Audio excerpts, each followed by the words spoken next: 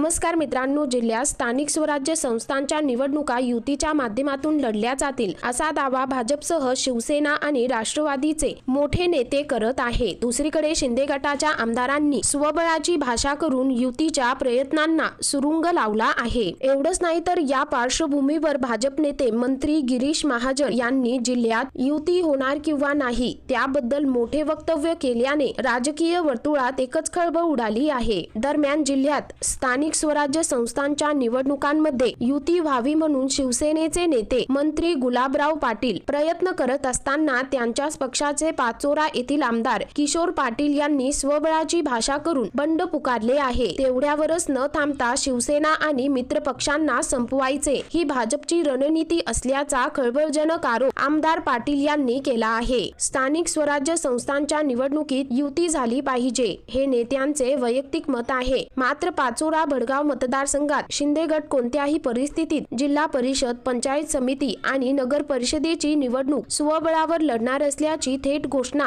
त्यांनी केली आहे। एवढंच नाही तर माझ्या विरोधात विधानसभेची निवडणूक लढणारी बहीण वैशाली सूर्यवंशी, माजी आमदार दिलीप वाघ तसेच प्रताप पाटील आणि अमोल शिंदे यांच्या बरोबर राहून मी स्थानिक स्वराज्य संस्थांची निवडणूक लढू शकत नाही। पाठीत खंजीर खुपसणाऱ्यांकडून अंत्यविधीची तयारी करून घेण्यापेक्षा समोरून त्यांच्याशी लढणे केव्हाही चांगले, किमान सावध तरी राहता येईल असे विधान आमदार पाटील यांनी केले आहे। मात्र आमदार पाटील यांनी भाजपवर अविश्वास दर्शवत शिवसेना आणि मित्र पक्षांना संपविणे हीच भाजपची पॉलिसी असल्याचा खळबळजनक आरोप केला आहे। तसेच काही ठिकाणी सध्या शिंदे गटाचे आमदार आहेत त्या ठिकाणी गोड बोलून त्यांची माणसे पेरण्याचे काम भाजप करत आहे असंही ते म्हणाले। या पार्श्वभूमीवर त्यांनी आमच्यासाठी दारे बंद केली असतील तर आम्ही काय त्यांच्या मागे फिरणार नाही। ते स्वबळाची भाषा करत असतील तर आम्हाला सुद्धा नाईलाजाने भाजप म्हणून लढावे लागेल असे मोठे वक्तव्य मंत्री गिरीश महाजन यांनी केले आहे। तर मित्रांनो, एकंदरीत संपूर्ण प्रकरण पाहता या संदर्भामध्ये तुमची काय प्रतिक्रिया आहे खाली कमेंट करून नक्की कळवा।